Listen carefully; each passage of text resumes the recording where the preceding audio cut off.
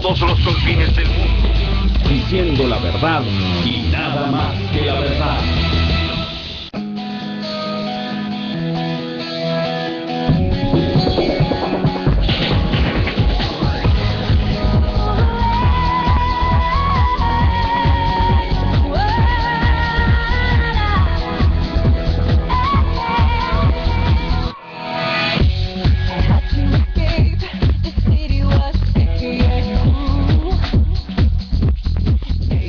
Muy buenas tardes, queridos amigos de radionext.com. Bienvenidos a este Padilla en América Radio. Ya está el licenciado Alberto Padilla para todos ustedes en este instante. Adelante, Alberto.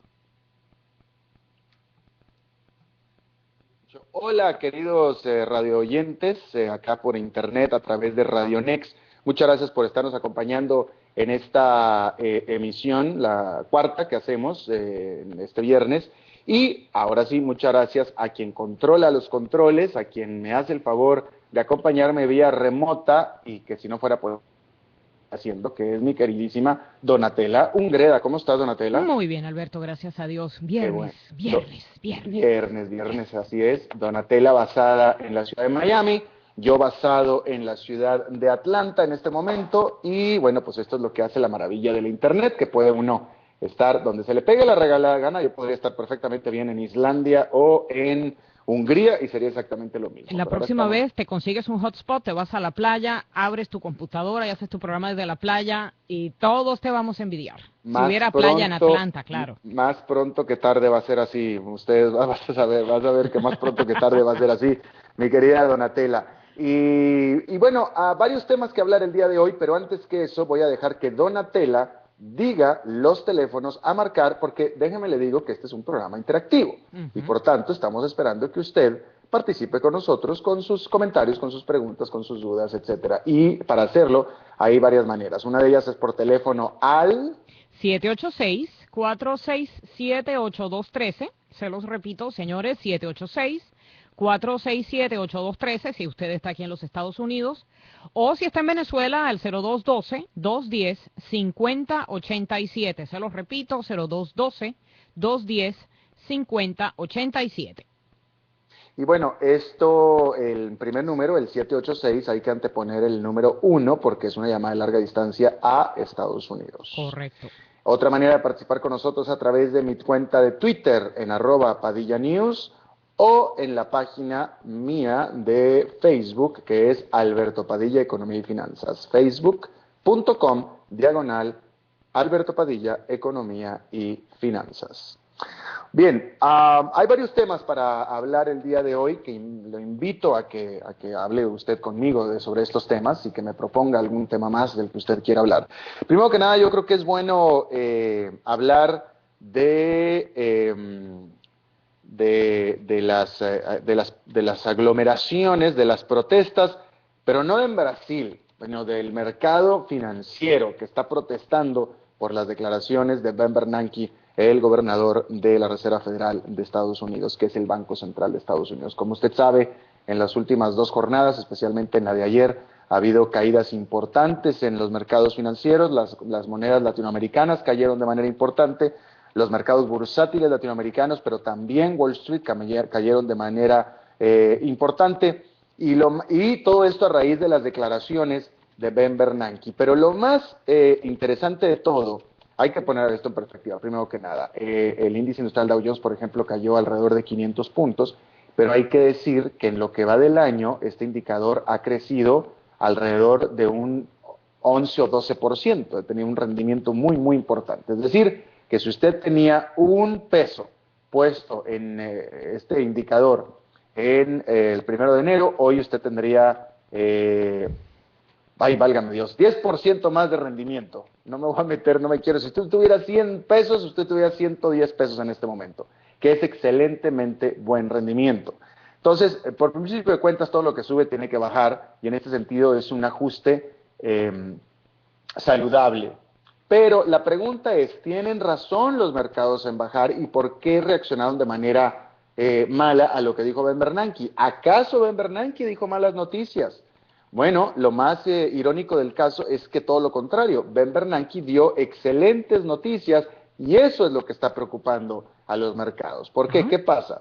Como usted sabe, la Reserva Federal, el Banco Central de Estados Unidos, lleva ya tiempo inyectando grandes cantidades de dinero a la economía de Estados Unidos como un estímulo económico, con este programa que se llama el Quantitative Easing en inglés, y básicamente lo que hace es que la Reserva Federal está comprando bonos del gobierno de Estados Unidos para meter liquidez, para que haya dinero en la economía y tratar de revivir la economía, y eso es lo que ha estado haciendo el gobierno de Estados Unidos, el Banco Central, y por eso es la razón por la cual hay tantos dólares circulando por el mundo que han estado metiéndose justamente a Wall Street en este momento, porque antes estaban metiendo en América Latina, que tenía un influjo de dólares muy, muy importante, lo cual estaba haciendo caer caer al dólar y subir a nuestras monedas.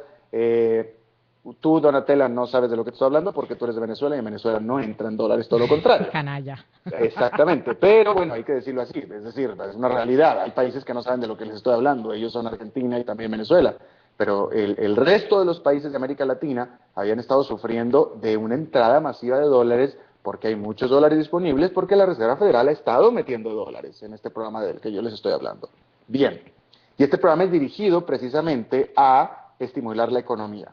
Bueno, pues, ¿qué es lo que dijo de buenas noticias Ben Bernanke? ¿O qué fue lo que dijo Ben Bernanke que asustó a los mercados? Bueno, dijo buenas noticias y dijo, señores, el programa de estímulo económico ha estado funcionando y, por tanto, la economía ha estado reaccionando. Y esta buena noticia fue la que asustó a los mercados. ¿Por qué? Porque sin que lo dijera Bernanke, porque Bernanke no dijo que iba a comenzar a quitar el estímulo a la economía, no lo mencionó. Si se supone y se asume que si la economía está tan bien, pues entonces, eventualmente, más pronto que tarde, va a tener que disminuir este estímulo económico. Y eso es lo que está asustando a los mercados. De tal manera que es una buena noticia lo que asusta a los mercados, cosa que es absolutamente una ironía. Y por tanto también se piensa que el mercado no va a seguir cayendo, no va a seguir creciendo como lo ha venido haciendo, no va a ganar otros 10% en la segunda mitad del año como ganó en la primera mitad del año, pero eso no quiere decir que sí vaya a ganar de manera más moderada y específicamente no vaya se espera que no vaya a caer de manera precipitada, de tal manera que estas caídas importantes que se dio, que han causado choques en todo el mundo, pues sean más bien una cosa pasajera que otra. Pero bueno, lo hago para comentar la ironía y lo irracionales que pueden ser los mercados cuando se da una buena noticia y sin embargo una buena noticia genera una mala reacción dentro de la comunidad de inversionistas. Ahora, ¿cómo se refleja en el bolsillo de los estadounidenses ya golpeados por la crisis del 2007? Bueno, básicamente lo que sucede cuando caen los precios accionarios genera un efecto de desconfianza. Y eso es lo que sucede. La economía de Estados Unidos es una economía muy dependiente del consumo del consumo de los consumidores, y si el consumidor está viendo malas noticias económicas y una caída fuerte en el mercado puede significar una mala noticia económica, entonces esto hace que el consumidor empiece a tener miedo y detiene su consumo. Y eso es básicamente lo que es un efecto psicológico y afecta la confianza del consumidor. Por eso justamente existe este indicador que es muy seguido en Estados Unidos, que es la confianza del consumidor, porque la confianza del consumidor es absolutamente todo en este país. Pero de nuevo, no se espera que vaya a caer de manera importante más la bolsa en el futuro cercano. Vamos a ver si esto sucede de esta manera. En esta jornada la bolsa ha estado más bien errática, no tanto con caídas ya como antes. Bien, vamos a otro tema que me gustaría tocar con ustedes, es hablar de Colombia y hablar de lo que ha estado pasando con las relaciones entre Colombia y sus vecinos y básicamente o específicamente entre el presidente Juan Manuel Santos y sus vecinos. Y me refiero muy explícitamente, bueno, me voy a referir primero, usted sabrá, a esta decisión de Juan Manuel Santos, primero, estoy hablando muy primero, de reunirse con Capriles, que causó el malestar de Venezuela y que estoy seguro que Santos sabía que reunirse con Capriles iba a causar el malestar de Santos y no le importó. Todo esto es en un contexto en el que Santos, usted sabe, a diferencia de su antecesor Álvaro Uribe, ha hecho un esfuerzo de acercamiento con Venezuela. El propio Santos, se acercó con Venezuela diciendo que es mejor tener a Venezuela de amigo que de enemigo. Al margen, nunca negó Santos que Venezuela o el gobierno de Venezuela pudiera estar haciendo acciones en contra de Colombia con ayuda de las FARC, etcétera. Eso nunca lo negó el presidente Santos, nunca negó que las FARC estuvieran operando en Venezuela, pero de nuevo dijo, si queremos hacer que la situación mejore, tiene que ser por la vía de la amistad y no de la enemistad. Entonces fue un cambio radical con respecto a la posición de Álvaro Uribe. Bueno, pues, y después, por supuesto, vino el acercamiento uno con las FARC para negociar, con la intercesión también de Venezuela. Bueno, pues a mí me parece que esta decisión de Juan Manuel Santos de reunirse con Capriles fue un cambio de posición, porque el Juan Manuel Santos original, que quería acercarse y amistarse con el gobierno de Venezuela, no se hubiera reunido con Capriles, o no hubiera hecho algo que el gobierno de Venezuela hubiera considerado como ofensivo, o como, bueno, básicamente como ofensivo. Entonces, Juan Manuel Santos lo hizo, y él sabía que el gobierno de Venezuela, que Nicolás Maduro se iba a inconformar, y aún así lo hizo. De tal manera que aquí estoy viendo yo un cambio de estrategia que todavía no logro entender. Otro cambio de estrategia muy importante. ¿Usted se acuerda cuando Álvaro Uribe estableció un acuerdo de cooperación para que Estados Unidos pudiera utilizar las bases aéreas de Colombia en territorio colombiano? Eso causó para un escándalo terrible. Causó un escándalo espantoso para el combate al narcotráfico, todo después de que Rafael Correa les quitara la base de Manta a la Fuerza Aérea estadounidense, la base de Manta en tierra ecuatoriana, desde donde Estados Unidos vigilaba y combatía el tráfico de drogas en aquella región, de manera bastante eficiente, tener que decir, porque a partir de que la base de Manta se la quitó Rafael Correa por sus ganas, nada más por sus ganas, porque no le gustó, desde entonces hay que decir que ha aumentado el tráfico de avionetas y masivo de estupefacientes en las costas y en los aires de Ecuador desde entonces. Y váyase usted a la prensa de Ecuador simplemente para esto. Yo, la última vez que estuve en Ecuador, que fue en febrero, en ese momento se había estrellado una avioneta mexicana cargada con drogas dentro del territorio de Ecuador. Y ese tipo de situaciones no se daban antes cuando estaba operando la Fuerza Aérea de Estados Unidos desde la base de Manta. Bueno, a raíz de ese cierre de la base de Manta para la Fuerza Aérea, es que a Álvaro Uribe, en su lucha contra el narcotráfico propia, acuerda con Estados Unidos que haya colaboración por parte de la Fuerza Aérea de Estados Unidos en el combate a las drogas desde las bases de Colombia. Y eso causó un escándalo espantoso. Por supuesto, el primero en pegar el grito en el cielo fue Hugo Chávez Frías, pero también Lula da Silva y Rafael Correa, ya ni se diga, al tanto que Colombia tuvo que deshacer ese acuerdo con Estados Unidos. Bueno, en ese contexto, este presidente Juan Manuel Santos, después de que se reunió con Capriles, porque esta fue una noticia posterior, decide acercarse a la OTAN. Y la OTAN es básicamente Estados Unidos, porque pues es básicamente Estados Unidos. Dice, el próximo 2 de julio firmarán un convenio de cooperación y defensa, Colombia y la OTAN, para compartir información clasificada y conocimientos en la lucha contra el terrorismo. Juan Carlos Pinzón, ministro de Defensa colombiano, y Andrés Fogh Rasmussen, secretario general de Organización del Tratado del Atlántico Norte, la OTAN, serán los firmantes del acuerdo, según informa El Tiempo. La OTAN espera que Colombia aporte sus conocimientos en el combate al narcotráfico, el terrorismo, el secuestro, la extorsión y otros crímenes transnacionales. A cambio, espera que sus Fuerzas Armadas tengan experiencias internacionales en algunos de los países miembros. Todavía está lejos la posibilidad de una incorporación plena a la organización, que componen 28 estados, ya que Colombia no reúne las condiciones necesarias. Este acercamiento, por supuesto, suscitó el rechazo de los países miembros del ALBA. Venezuela, Ecuador, Bolivia y Nicaragua, que denuncian la posibilidad de una intervención militar extrema en la región. Vuelvo a lo mismo, esto es algo que Juan Manuel Santos sabía que iba a inconformar a sus vecinos, que iba a inconformar a Nicolás Maduro y a Rafael Correa, por supuesto, y aún así no le importó y lo hizo. Yo todavía, se lo soy sincero, no sé cómo interpretarlo, yo todavía no sé qué hacer con esta información, pero lo que sí me queda claro es que Juan Manuel Santos está cambiando de rumbo, está cambiando de estrategia, y ahora está haciendo deliberadamente decisiones que lo están separando de Nicolás Maduro y generando la ira de Nicolás Maduro, y lo está haciendo a propósito.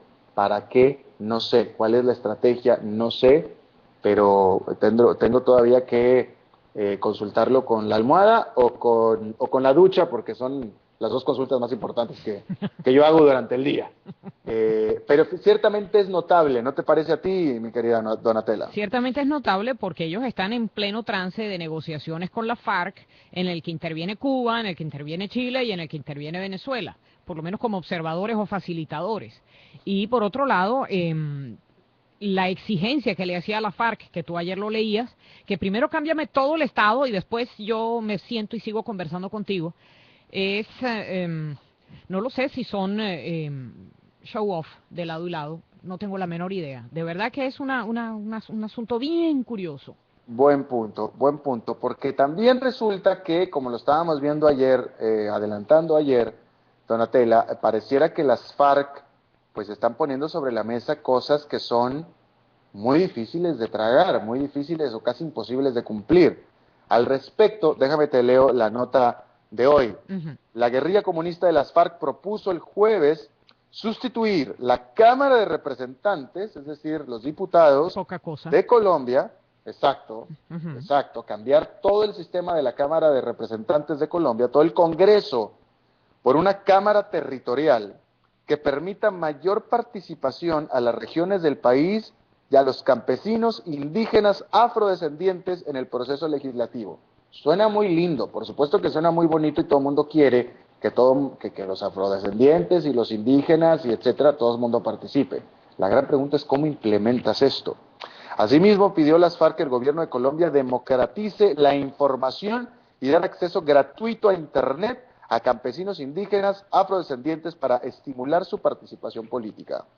Se redefinirá la representación en el Poder Legislativo mediante la conformación de una Cámara Territorial que sustituye la actual Cámara de Representantes, en la que se garantice la participación de al menos 3 representantes por departamento, etcétera. Este reclamo es parte de 10 propuestas mínimas que las FARC divulgaron el miércoles, entonces solo explicaron 2 sobre el segundo punto de la agenda de las conversaciones de la paz, que es la participación política. Este es parte de las 10 propuestas mínimas. Fíjate Donatella, 10 propuestas mínimas, una de las cuales es, me quitas el Congreso como está.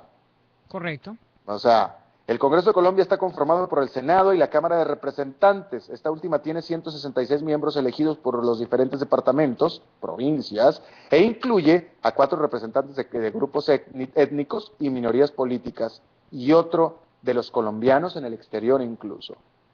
Bueno, la guerrilla, las FARC, también propuso un programa nacional de acceso gratuito a Internet, como estábamos diciendo, e instaron al gobierno a implementar regulaciones para garantizar una producción de información y comunicación transparente, equilibrada y veraz, y normas especiales para impedir la monopolización de los medios. Bueno, pero el punto es que dentro de estas 10 propuestas mínimas, una de ellas es derogar el Congreso, por lo pronto. Y esta es como la primera tanda de propuestas, estábamos viéndolo ayer. Entonces, yo no sé hasta qué punto el presidente Juan Manuel Santos está diciendo ya, ¿sabes qué? Esto va a ser imposible.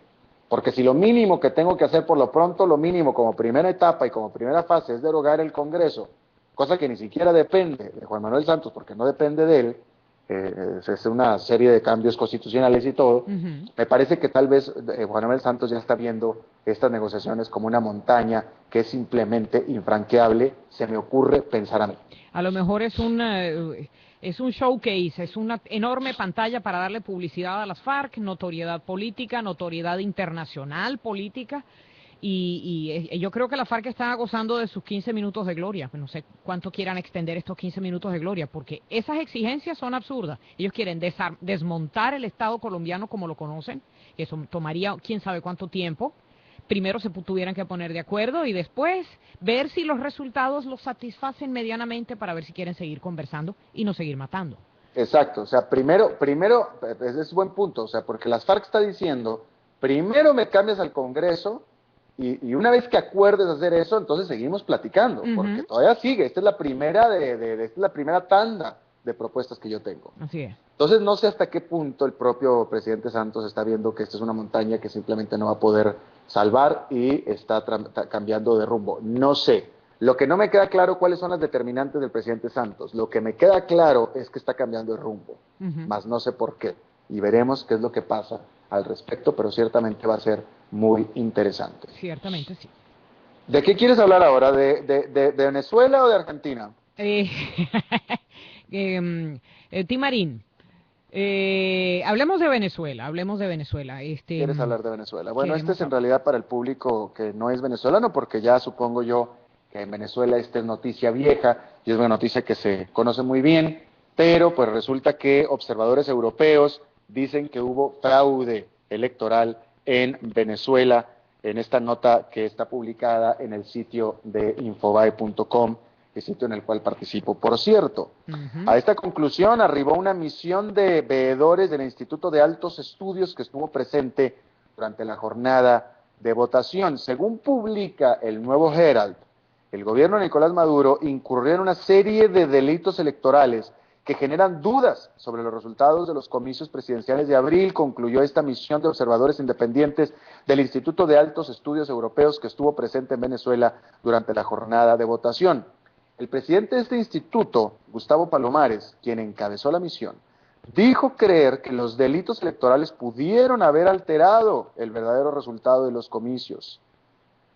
Citando a este señor Palomares, yo creo que sin duda pudo haber habido una alteración importante en cuanto al resultado final. Esto declaró Palomares desde España, ofreciendo una opinión como experto electoral que va más allá de las conclusiones del informe. Creo que ante ese margen tan escaso de votos y con más de 1.300 incidencias contabilizadas y teniendo en cuenta que no se han cruzado los tres instrumentos de control de voto, que son el recuento en voto automático, el recuento en acta y en cuaderno de escrutinio, y teniendo en cuenta las bases fundadas que sin duda posibles que la alteración haya ocurrido, explicó en una entrevista telefónica.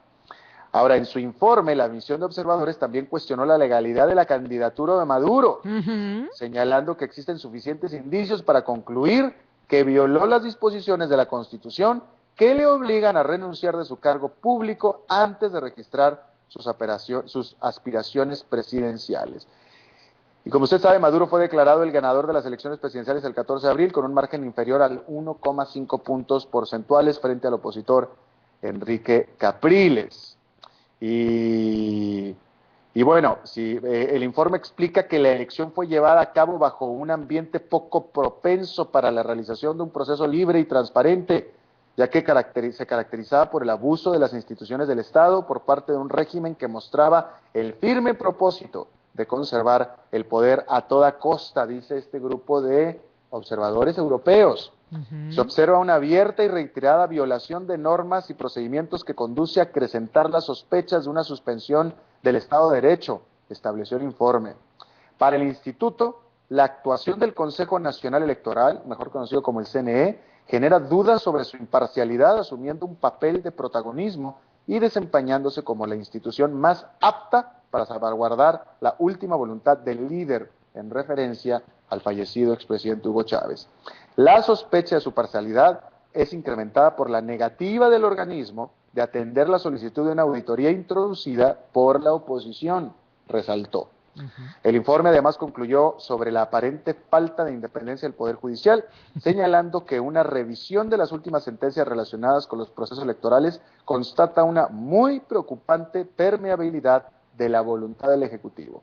Una situación así pone en peligro y en serias dudas la necesaria neutralidad y objetividad imprescindible, exigible a este órgano en un sistema democrático, alertó este informe. Te adelanto, Alberto, que esta noche, si Dios quiere y todo sale bien, vamos a tener aquí en el estudio, en el programa De Pie de Frente, al periodista Antonio María Delgado del Nuevo Herald, quien le hizo una entrevista al doctor Gustavo Palomares, y el mismo doctor Gustavo Palomares por teléfono, si es que, ya nos confirmó, vamos a ver si no hay cambio de seña, pero vamos a estar conversando de este tema, de ese informe y de esas conclusiones esta noche en De Pie de Frente. Te invito a escucharlo. Muchas gracias. Y mira, yo voy a decir y voy a confesar que no hice la tarea, no investigué yo quién es este instituto y quién es esta persona. Sin embargo, yo sí confío en que el gobierno de Venezuela sí hizo su tarea, porque el gobierno de Venezuela fue quien los autorizó a venir de observadores a Venezuela. Es que los llaman como acompañantes. Antes eran observadores internacionales, ahora utilizan el eufemismo de acompañantes en el sentido de que ellos pueden ver, pero no pueden hablar, no pueden opinar, y esta gente elaboró el informe bajo una especie de contrato de confidencialidad.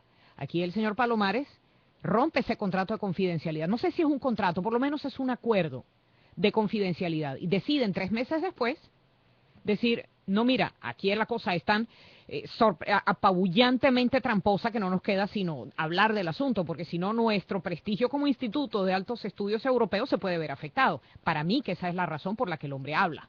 Eso es lo que les voy a preguntar esta noche. Bueno, pues ahí está, pregúntaselo tú. Y el punto que yo estaba haciendo justamente, Donatella, es que yo, como periodista que hubiera hecho bien su tarea, yo mismo, Alberto Padilla, hubiera metido a investigar un poco el instituto, para ver al instituto, para ver de dónde viene, quién lo funda, quién lo fondea, para tratar de determinar su objetividad.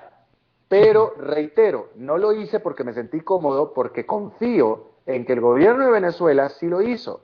Y si el gobierno de Venezuela hubiera tenido dudas de la objetividad del instituto, simplemente no le hubiera dado la entrada al país. Como de hecho no dio entrada a ninguna otra cantidad de organizaciones no gubernamentales que hubieran podido venir y estaban realmente interesados en hacer el seguimiento a las elecciones. Bueno, eso es lo que te digo. Entonces yo lo que quiero pensar es que el gobierno de Venezuela determinó que este instituto o era neutral, francamente neutral, o incluso afín al gobierno propio de Venezuela. Así es que por eso me sentí cómodo en no hacer la tarea y pensar que lo hizo por mí el gobierno de Venezuela, y entonces, lo cual le da más validez todavía, porque este fue alguien que invitó el gobierno de Venezuela, y es alguien que estuvo adentro y que ahora está hablando, y está hablando de lo que vio, y me parece muy interesante. Exactamente. Te comento como corolario a todo esto que la Sala Constitucional del Tribunal Supremo de Justicia ayer como que le dijo a la Sala Electoral, dame acá, que hoy viernes, vencía el plazo para que ellos se pudieran pronunciar. Ellos ayer le quitaron todas las denuncias y todos los expedientes que tenían que ver con esa impugnación, y hoy están revisando todos esos documentos. La Sala Constitucional del Tribunal Supremo de Justicia le quita los documentos a la Sala Electoral, y ellos son los que se abocan al estudio y a determinar si hay o no validez en esas elecciones. ¿Y cómo interpretas tú esto para nuestro público latinoamericano? En el caso venezolano no hay manera de saber, porque queda muy claro, y como dice el informe allá, la permeabilidad de las instituciones, quiere decir que todo el mundo mete sus narices, no hay independencia de poderes, aquí los checks and balances no aplican. Y a lo mejor para no hacer vencer los plazos, pues quitaron estos informes y a ver dónde está el problema, a ver qué podemos decir que no haga quedar mal al gobierno. Mi opinión personal, que es lo más probable que ocurra. Ajá. Para mí. Pero no, ok, bueno, vamos a ver qué sucede, pero es decir, todavía no estamos en posición de decir si esto va en contra del gobierno.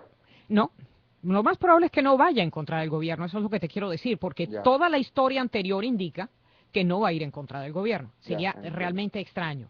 La única diferencia que hay es que las rectoras del CNE, hay 2 de ellas que ya sus periodos vencieron y deberían ser sustituidas. El Congreso no quiere cambiarlas todavía, se niegan a discutir el tema. La presidenta del Tribunal Supremo de Justicia ya no es Luisa Estela Morales, ahora es otra señora de apellido Gutiérrez, está recién cambiadita. dicen las malas lenguas que es comillas, ficha, cierra comillas de Diosdado Cabello. Eso no vaya usted a saber qué significa para efectos de... En todo caso, todo lo que hagan siempre va a tratar de ser en favor de sostener el status quo, Claro, para mí. claro, por supuesto, interesante. Bueno, pues ahí está, y esta entrevista de nuevo con este observador internacional que dice y afirma que hubo fraude electoral en Venezuela. ¿Va a ser a qué horas? A las 9 de la noche, hora del este de los Estados Unidos. Al pobre doctor Palomares lo despertaremos, serán las 2 de la mañana para él. ¿Pero van a hablar con él? Sí, con él. Ah, muy bien. Accedió, Excelente, al menos por email accedió. Excelente. Bueno, pues sí, mira que se accedió. Bueno, no, es español, entonces no lo vas a despertar a las 2 de la mañana, va a estar despierto todavía. Ok, fantástico. Muy está bien, ¿no? Sí, sí, genial. Y con algunos vinitos encima porque es viernes en la noche, así es que está perfecto. Claro, mejor que mejor. Sazonado, pues. Sazonadito, más flojito para que pueda hablar bien. Bien, ahora vamos a hablar de Argentina. Un caso interesante. Bueno, déjame leer la nota.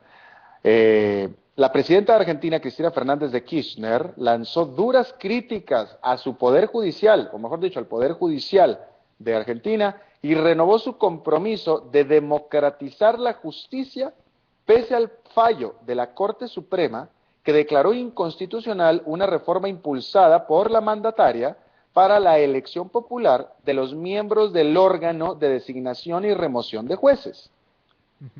Abro la cita de la presidenta: más temprano que tarde vamos a lograrlo porque es un compromiso de democratizar a los tres poderes del Estado para que cuando se sienten frente a un juez sepan que él está controlado por quienes ustedes votaron, dijo Fernández en un acto en la ciudad de Rosario por el Día de la Bandera Argentina. Este martes la Corte Suprema declaró inconstitucional esta polémica reforma del Consejo de la Magistratura impulsada por Fernández y dejó sin efecto la convocatoria a la elección popular de los miembros de este órgano. Déjame te digo qué es lo que pasa, lo que pasa aquí, porque es muy interesante. En Argentina sucede una situación pues muy particular, muy sui generis, porque a partir de una reforma constitucional de no hace muchos años, en los años 90, un órgano independiente que es que se llama, déjame ver porque tiene un nombre que lo acabo de leer, elección popular, se llama, válgame, perdí la, pero bueno, un órgano independiente es quien asigna el Consejo de la Magistratura, se llama, el Consejo de la Magistratura. Este es un órgano independiente, formado multidisciplinario, que es quien asigna a los jueces. Hay una figura igual en Venezuela. Igual. Bueno, ok, perfecto. Pero no es independiente, está encabezada hoy en día por un hermano de Hugo Chávez Frías. No, ya tú sabrás. Bueno, pues ahí está. Entonces, en Argentina, en teoría es independiente. Cristina Fernández de Kirchner dice que no, por eso quiere cambiar el status quo, pero ahora te platico cómo es que lo quiere cambiar. Este órgano, que supuestamente es independiente y multidisciplinario, es quien elige a los jueces y los remueve también. Bueno, Fernández de Kirchner dijo: no, esto no es independiente porque está acopado por las grandes corporaciones, no puede ser independiente. Yo propongo entonces que mejor sea este órgano, los miembros de este órgano sean elegidos por voto popular, lo cual en teoría suena muy bonito, pero para que sea por voto popular, entonces los candidatos, porque tienen que ser candidatos, tienen que pertenecer a partidos políticos, con lo cual ya politizas el asunto. Pero más aún, más aparte, todo el mundo sabe, y esto es normal, todo el mundo lo sabe, que el peronismo domina la política en Argentina, de tal manera que lo más probable es que estos famosos candidatos de elección popular vayan a ser peronistas. ¿Y de qué partido es la presidenta Fernández? Peronista.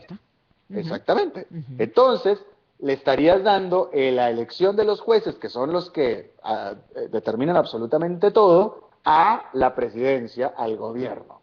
Y tan feo y tan podrido huele esto que las propias Naciones Unidas, la Organización de Naciones Unidas, lanzó una voz de alerta diciendo: eso está mal. Argentina no debe estar haciendo eso, porque si lo hace estaría mal y contraviene a la legislación y a las disposiciones internacionales al respecto, y básicamente no es democrático.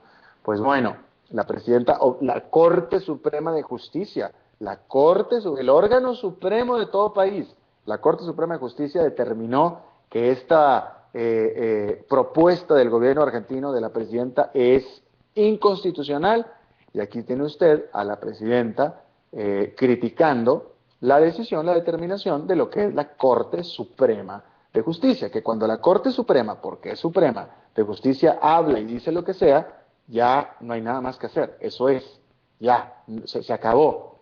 Y la presidenta, pues ahí está, hace su berrinche, que es conocida por ser berrinche en Argentina. Los argentinos le dicen a la presidenta que es una chirusa, esa es la palabra que usan, que es una chirusa, que chirusa es alguien corriente, alguien ordinario, y sí, la presidenta Fernández de Kirchner tiene por costumbre hacer estos exabruptos de criticar pues este tipo de cosas. Cuando yo estuve ahí en Argentina hace escaso mes, fue en ese momento cuando ella en su cara, con él presente ahí en un acto multitudinario y las cámaras de televisión, le dijo estúpido a Scioli, que Scioli es el gobernador o el alcalde de Buenos Aires, y le dijo estúpido enfrente de todo mundo. Entonces, ella es alguien que se le van las pasiones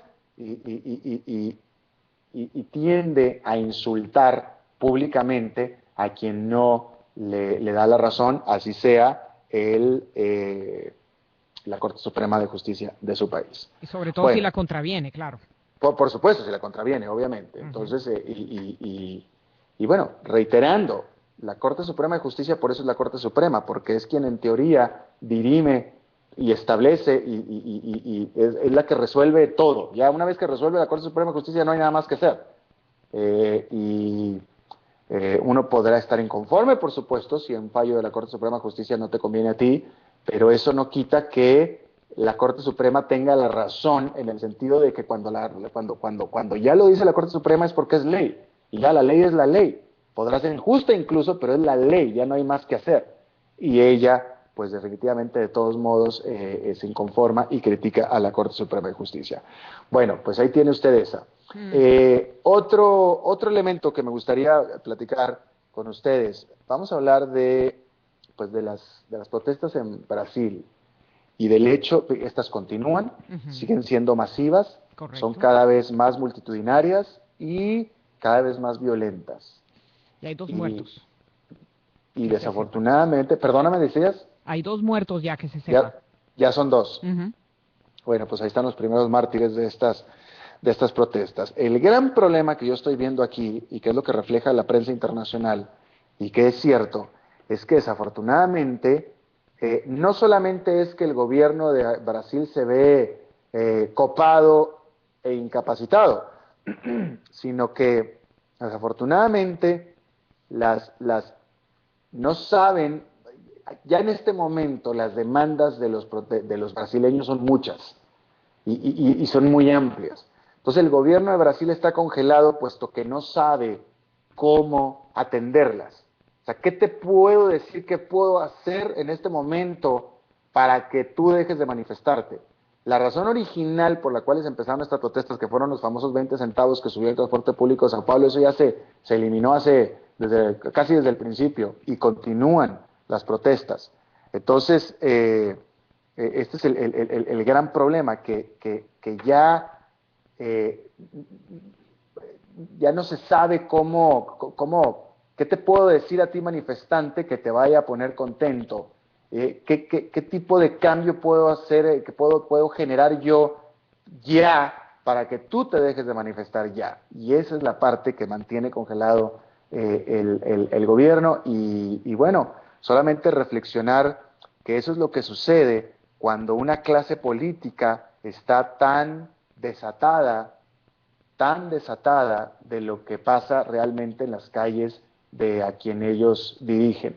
Y eso es lo que está pasando en Brasil. Evidentemente, la clase política, evidentemente el gobierno, tenía otra impresión de su pueblo. Evidentemente pensaban que el gobierno, que su pueblo tenía otra percepción diferente del gobierno, y aquí está la consecuencia de ignorarlo, aquí está la consecuencia de no darte cuenta, aquí está la consecuencia de estar desconectado de tu pueblo. Ni más ni menos. Y esa es la consecuencia.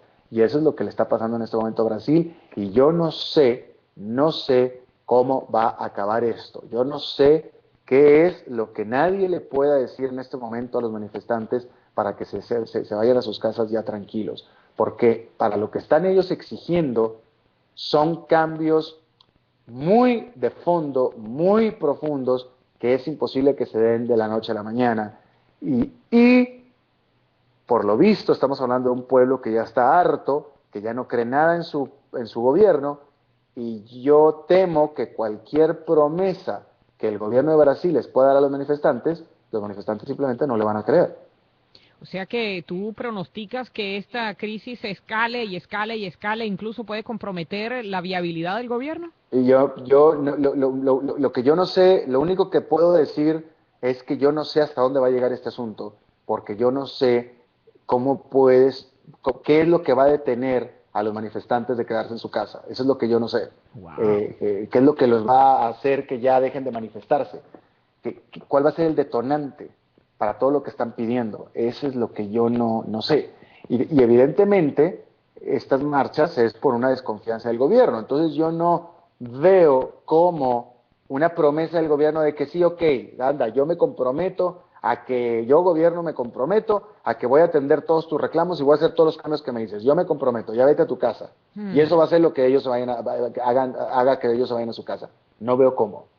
Sí, ellos querrían ver, ok, déjame verte actuar. Y mientras tanto yo estoy aquí en la plaza. A ver, muéstrame. Y esa será la cosa, ¿no?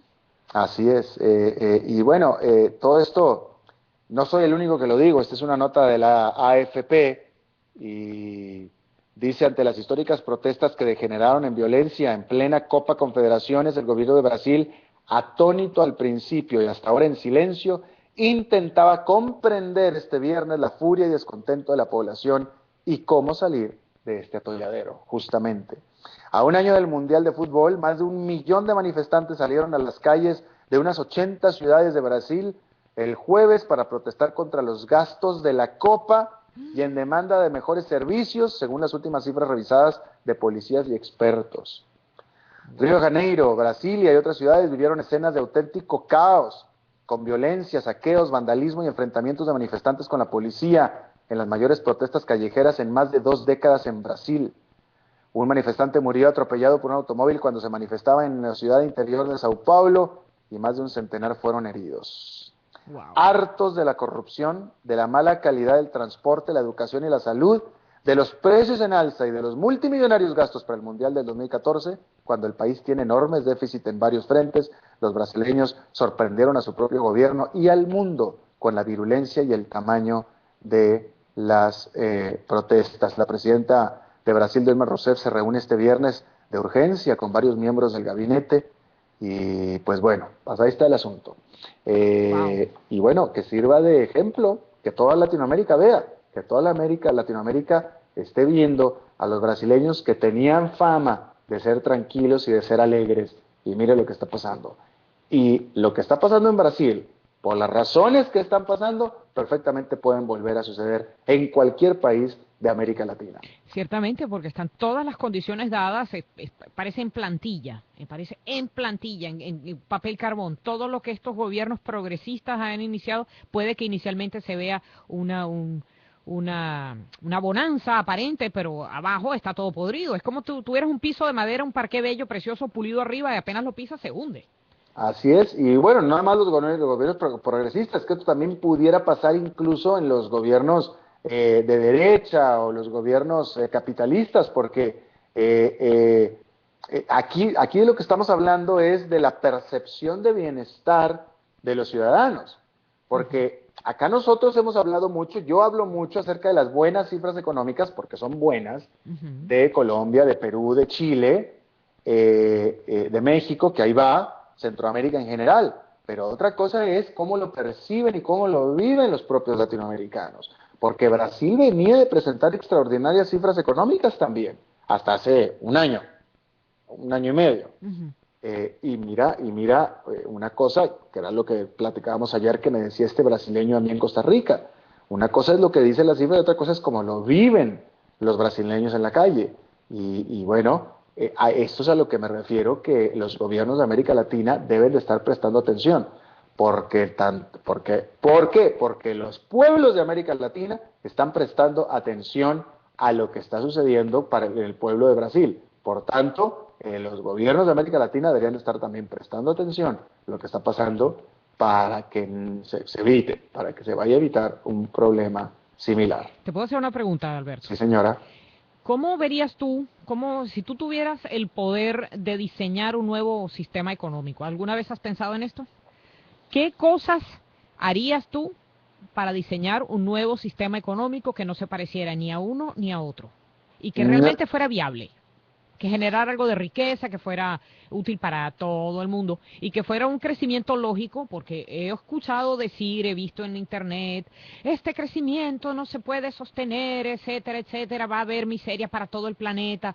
Bueno, no es tan lejos de la realidad, pero si tú pudieras diseñar un nuevo sistema económico, ¿qué le pondrías?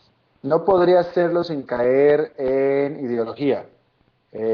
No podría, o sea, sería necesariamente algo que yo hiciera de mis propias pasiones, ¿no?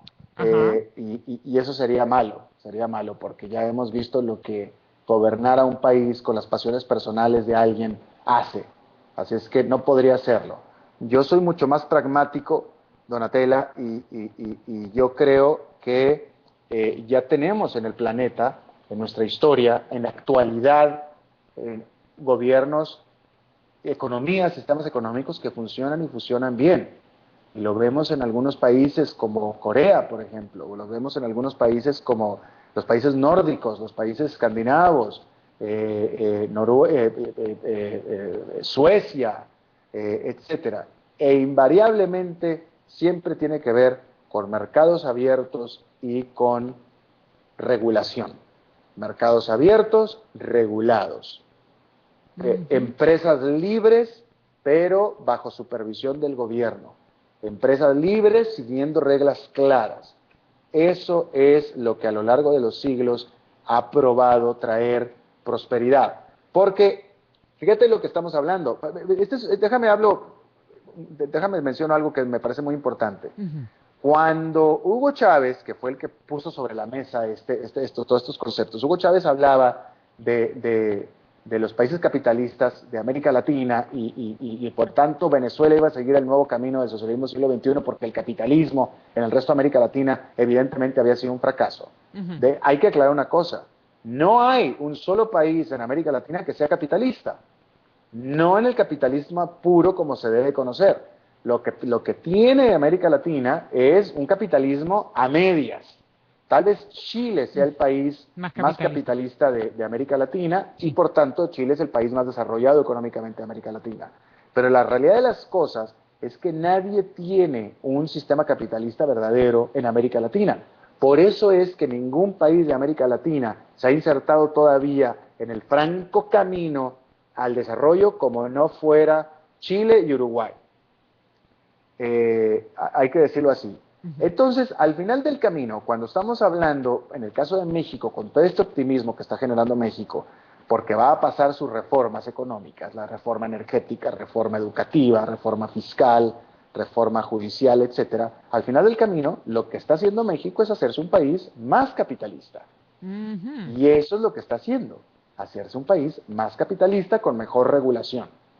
Y eso es a lo que yo aspiro, a un capitalismo como el de Suecia, a un capitalismo como el de Noruega, como el de Dinamarca, como el de Corea incluso, capitalismo donde se pueda florecer los negocios, pueden florecer las relaciones entre privados, donde un capitalismo en el que se abra al mundo, al comercio, pero todo con regulación, todo con el ojo regulador siempre del gobierno, no interventor, regulador, con reglas claras. ¿Cómo calza Estados Unidos ahí? Estados Unidos es demasiado liberal, Estados Unidos no tiene tanta regulación y debería de tener más regulación, francamente. Tú sabrás que de lo que hizo posible, de las determinantes de la crisis del 2008, que casi hunde a Estados Unidos, Todavía y lo que sufrimos. y que Todavía está lo estamos hundiendo en este sufriendo. momento a la Unión Europea, Ujú. y que fue todo generado por la exuberancia de las firmas de Wall Street en estar haciendo toda una serie de instrumentos sofisticadísimos que no tenían ningún sustento, es decir, que fue hecha por humanos, por unos cuantos humanos, y que casi hunde a la economía de Estados Unidos, que sabrás tú que nadie cometió un delito. Nadie. ¿O no? No hay nadie en la cárcel. No hay nadie acusado absolutamente de nadie. La Y gente, eso, la y eso gente está, que llevaba adelante a Enron, la gente que llevaba las no, pero, primeras empresas que se vinieron abajo, pero eso no tiene nada que ver con la crisis actual. ¿no? Enron fue Enron. Tal vez estarás pensando en Bernard Madoff, tal vez. Bernard Madoff no tuvo nada que ver No, con la no, crisis actual. Madoff estaba por un Ponzi scheme, eso es otra cosa, Exactamente. pero habían empresas energéticas que entregaron números falsos y Sí, engañaron, pero eso no tiene nada que ver con la crisis del 2008, con la crisis crediticia, en lo más mínimo. ¿no? No tiene nada que ver con la crisis La crediticia. crisis del 2008 viene con la burbuja de real estate, más bien. La crisis crediticia viene cuando dejan caer a Bear Stearns. Ujú. Acuérdate que Bear Stearns, Bear Stearns, esta firma de Wall Street, tenía, a raíz de todos estos instrumentos que ellos tenían atados al mercado inmobiliario, que fue lo que generó la burbuja inmobiliaria, dijeron, señores, ya no tengo cómo sustentar esto, necesito una ayuda del gobierno. El gobierno de George Bush le dijo, no te ayudo nada, tú cometiste tus propios errores, tú quiebras. Entonces la dejaron quebrar. Y eso causó un pánico hizo que el resto de las firmas de Wall Street dijeran, oye, es que yo estoy en la misma situación que Bear Stearns. Ups. Entonces, exactamente, y nadie había visto esto. Entonces resulta que todas estas firmas habían hecho a sus anchas todas estas series de financiamiento y financiamiento, más financiamiento y más financiamiento apalancado, sustentado con bienes raíces, que al final las bienes raíces empezaron a caer, entonces por tanto los valores de lo que ellos estaban vendiendo también estaba cayendo y se cayó toda la pirámide. Pero el punto que yo te estoy diciendo es que si hubiera sido una buena regulación, que hubiera hecho ilegal ese tipo de movimientos, eso no hubiera sucedido. Entonces Estados Unidos definitivamente es un país demasiado liberal. Yo estoy por una economía más como la sueca, una economía donde los privados son libres de hacer todo lo que quieran, pero con lineamientos claros. Y básicamente, de nuevo, no se puede volver a repetir este asunto, este fenómeno, donde haya una crisis generada por un grupo de personas y sin embargo nadie rompió la ley, nadie estaba haciendo nada ilegal. Wow. Hombre, entonces obviamente la respuesta es que en el futuro este tipo de cosas sean ilegales para que no volvamos a caer en una crisis similar. Porque cuánta gente se tiró por una ventana, cuánta gente Exacto. quebró, cuánta gente que dejó de pagar sus deudas. Bueno, o sea, una carnicería ocurrió ahí. Exactamente. Una carnicería tremenda, una pérdida de riqueza impresionante, todo hecho artificialmente, todo hecho por elección, todo hecho por decisión de unos cuantos, y resulta que no es ilegal. O sea, dime tú si es posible que no sea ilegal, o sea, ¿cómo es posible que no sea ilegal que yo vaya a perder mi casa por una decisión estúpida vara de un tipo en Nueva York? Tiene que ser ilegal. ¿Cómo es esto posible? Tiene que ser esto ilegal. A lo mejor, ¿tú crees que en el caso, a lo mejor en los primeros casos parece ilegal, pero entonces todos los demás que se ven en la misma situación que hicieron, así es la cosa, entonces yo abandono mi propiedad, banco, DT, no iba a decir la grosería porque tú sabes la elegancia que me caracteriza, abandonaron propiedades, caí en quiebra, tengo un mal crédito, who cares? O sea, a nadie le importa. Todavía a estas alturas, en el 2013, no logramos sacar la nariz del agua. Créeme que no. Y Florida es uno de los estados más golpeados. No hay quien genere trabajo. No hay quien consiga trabajo. Hay gente que ha dejado de buscar trabajo. Por eso es que las cifras de desempleo se reducen. Porque hay gente que ha dejado de buscar trabajo. Punto. Ahora se dedican a pedirle ayuda al Estado. ¿Cómo rompemos ese círculo? Bueno, y otro elemento trágico, que a mí me parece sumamente trágico de este ultraliberalismo de la economía de Estados Unidos es el hecho de que, y mira lo que pasó, el gobierno salvó a los bancos. En vez de haberle dado la plata a la gente, toma, págale su deuda al banco. Pero a cuesta de los clientes de los bancos. Entonces el gobierno salvó al banco, pero no a los ciudadanos que tenían los mismos problemas que los bancos. Porque los bancos eran too big to fail, demasiado grandes para caer. Entonces, por eso al banco, de ahí me viene la reflexión por lo que tú estabas comentando. Al banco tú le vas y le dices, oye banco, no te puedo pagar, ayúdame con mi casa porque no te puedo pagar. Al banco te decía, lárgate a la mierda de aquí, a mí no me interesa, vete, al cabo que tu casa a mí no me interesa si la pierdo o no, porque a mí el gobierno ya me pagó tu casa. Exactamente. Igual me voy a quedar con tu casa y la voy a rematar. Y así fue, así fue. En lugar de lo que pasó en México. ¿Qué pasó en México con la crisis del 85? Del 95, cuando hubo el colapso bancario en México, la crisis del tequila. México dijo, a mí me parece que así fue la mejor. México dijo, se me van a la mierda todos los dueños de banco. El que perdió, ¿para qué invertían en esos bancos después de todo? Es culpa de ustedes, se van, pero yo salvo a los ciudadanos. Aquí ningún ciudadano me pierde su casa, nadie, porque no es culpa de ellos. Y eso fue lo que hizo el gobierno de México. Eso hubiera sido lo ideal en Venezuela, en estados como California, Arizona, Florida y otros más que estaban realmente en grave crisis. Lo que se hizo fue pagarle a los bancos tienen su plata, resolvieron su problema y ya no prestaron más plata. Bueno, ahí está. Y acá en Estados Unidos no, como en Estados Unidos, con este liberalismo en el sentido de que, porque en Estados Unidos existe la conciencia que es positiva, en el sentido de que, oye, si tú te compraste una casa, 1, que no podías pagar, 2, con un banco que era demasiado débil, y 3, con un crédito que si se te subían las tasas de interés no podías pagar, ese es tu problema, tú la pierdes. O sea, yo creo que eso es positivo. Pero lo que no se vale es que digan, porque también Estados Unidos dice, no, pues es que los bancos, el gobierno de Estados Unidos decía, no, yo sé que los bancos hicieron mal, yo sé que no debieron haber hecho, pero como son demasiado grandes para fallar, porque si fallan, pues entonces nos cae el sistema, entonces sí, a los bancos sí los ayudo. Pero entonces ayudaron a uno, pero no al otro.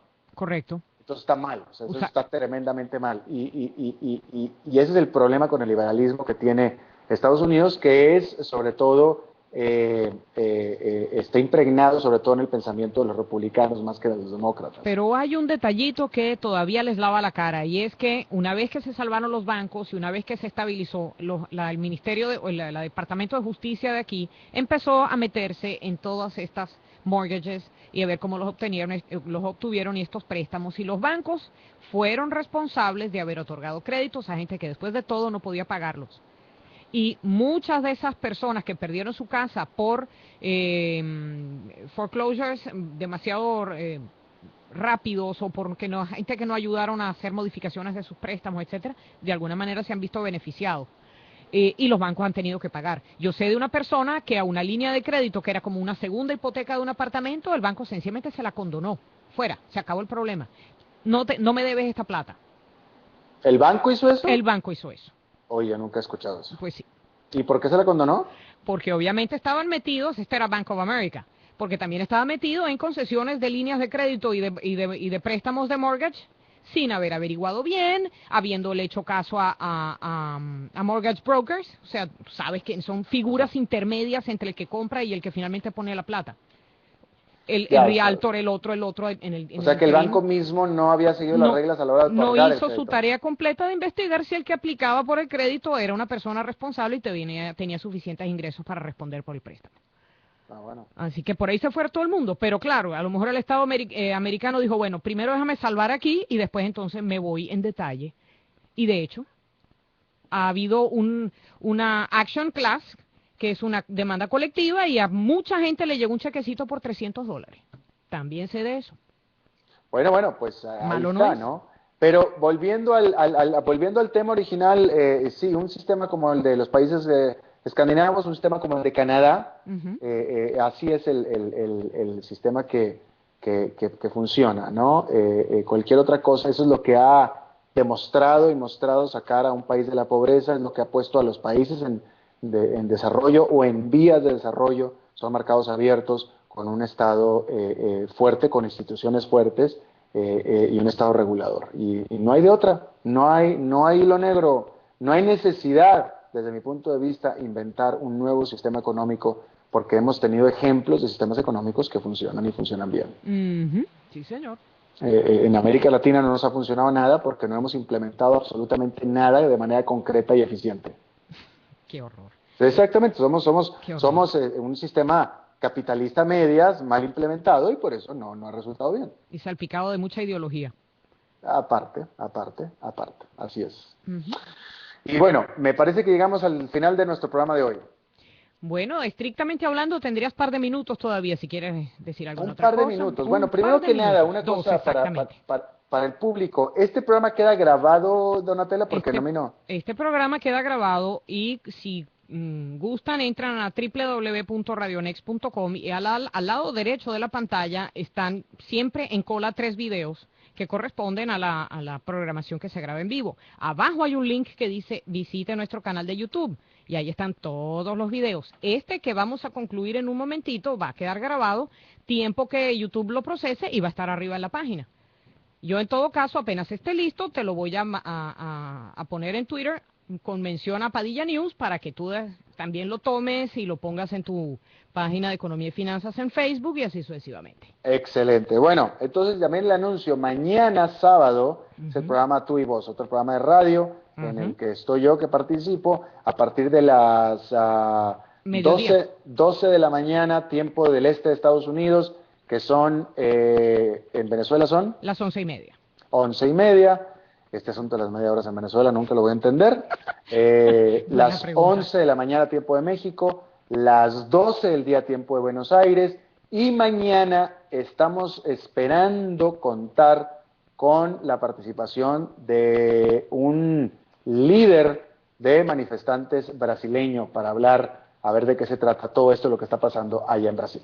Por favor, si tienen la oportunidad y realmente aparece este líder, pregúntenle qué recomendación tienen para otros pueblos latinoamericanos. Va a ser algo muy interesante de saber. Esto va a ser mañana en el programa Tú y Vos, a partir del horario que le acabo de mencionar. El Twitter, @Padilla News. Y bueno, y muchas gracias por habernos acompañado. Nos vemos mañana sábado. Y si no, si es aquí en Padilla, en América Radio, nos vemos el próximo jueves. Donatella, buen fin de semana. Igualmente, gracias. Hasta pronto. Hasta luego.